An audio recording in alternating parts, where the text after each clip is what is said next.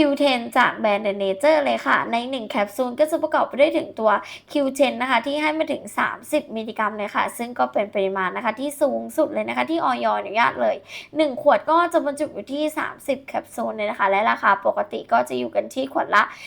420บาทเลยค่ะตอนนี้นะคะจัดโปรโมชั่นนะคะอยู่ที่3ขวดเพียง299บาทเท่านั้นเลยนะคะจำกัดคำสั่งซื้อด้วยนะคะ1ท่านก็จะให้กันอยู่ที่1สิทธิ์เลยค่ะ